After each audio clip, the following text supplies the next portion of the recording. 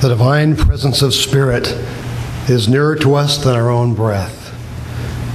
Our spiritual journey is guided by the infinite in every moment, no matter that we may forget.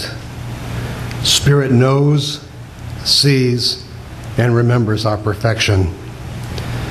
Today we celebrate our oneness in thought, in word, and in action.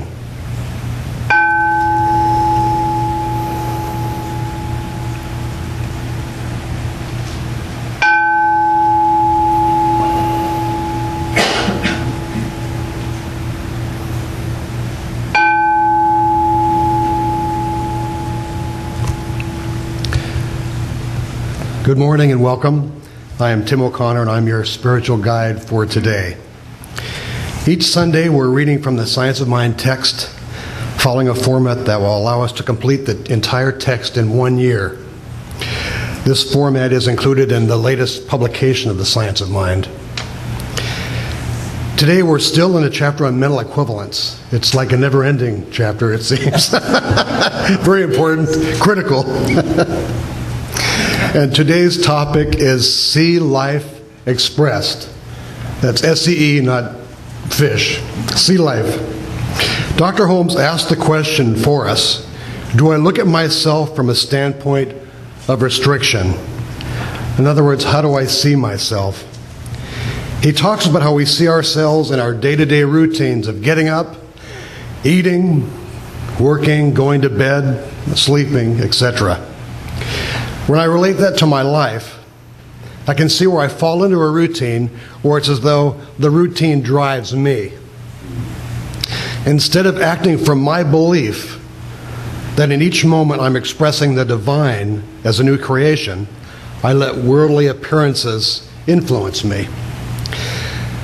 Dr. Holmes also mentions the idea of time. The appearances that we're bound by time. But in actuality, I find that a lot of times I'll focus on the past. And when I do that, I'm remembering an event. I may even feel the feelings I felt back some time ago. Memories and basically conditions that no longer exist in this moment. Depending on the memory, I feel pain or happiness, when in the present moment, I could choose to be at peace. When I think about the future, I'm concerned about some outcome, the fulfillment of some perceived need, and I anticipate the feeling that may occur and feel it. And depending on if I'm worrying about something or feeling the good that might occur, my feelings will be regulated in that moment based on something that hasn't even happened yet. So in reality, there really is no past or future. All we have is this very moment, right now. So what I don't want to do is ignore the potential of this one moment, this now. When I was 18, I wanted a career that would allow me to make as much money as possible and retire as early as possible. I actually found that job. I entered law enforcement or government, worked for the government, and retired at 50. It was the perfect arrangement for me. But having done that, when I retired, I actually felt like I had a lot of money in the bank, and I did at that time. Had a great retirement. But I was worrying all the time about what if I lost it? What if I didn't have enough to cover an expense? I worried. I saw some of my friends becoming ill. So I worried about things, again, focusing on the future. And I worried about what I didn't do in the past to keep myself squared away for the moment. Now, my practitioner at the time, of course, when I went into it for a treatment, it was all about, I need more money. So, well, you have enough money. But she said, focus on abundance. Don't focus on how much you want by a certain deadline or date. Because no matter how much you want, it's not going to be enough. And she clearly saw that it was not so much about my dollar worth as it was my self-worth, how I thought about myself. So even though I downsized, paid for a lot of different things, I knew that I needed to focus more on the core belief in myself.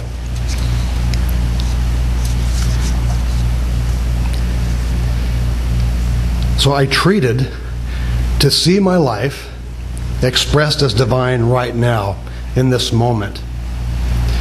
in order to see that I had to clear away all the debris from the past and the present and just focus on the blessings I had now. Well, over a period of time, the demonstration that I felt and that I saw was all about my own self-worth. And it didn't matter how much money I had. And over time, I depleted it, the core amount that I had saved up. And it didn't matter anymore because I felt at peace at that moment. Had I treated just for money, I would have missed that demonstration of the peace I felt, the complete God quality. And with that, let's go within. Close your eyes if you wish.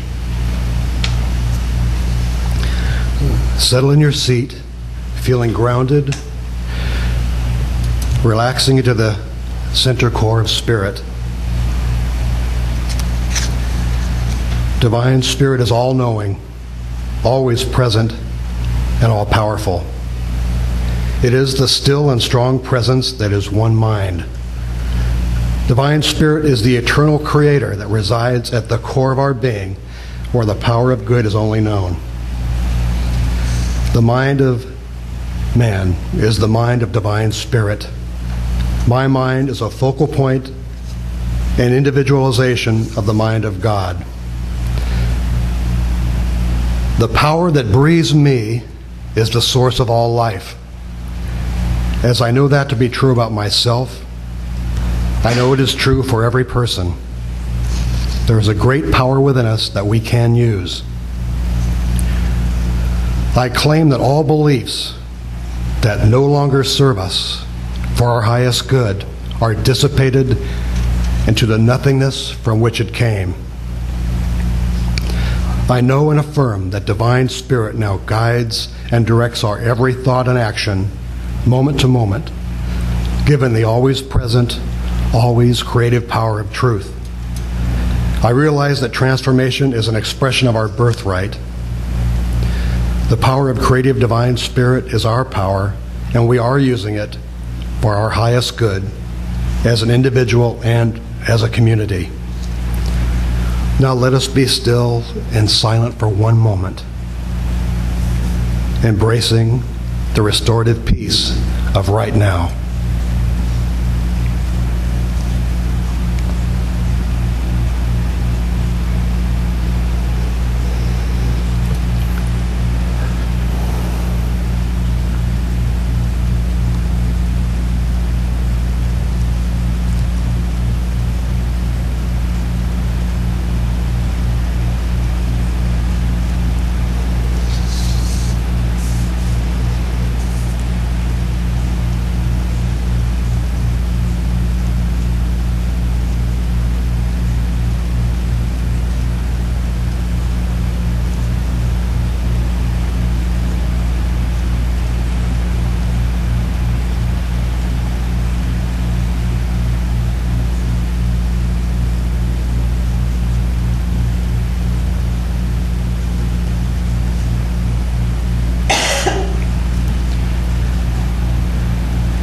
I am thankful for the love and blessings expressed through the members of this community and through Dr. Michael, the music and singing of Joel, for Tatiana holding high watch for us today, for all of the volunteers and guests.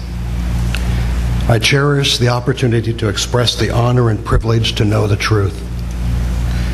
I give thanks for the manifestation of all that is good. I release this prayer into Divine Mind, where creation continually takes place. If you're in agreement with me, please join me in saying, "And so it is." Gently open your eyes as you return to the room. God bless.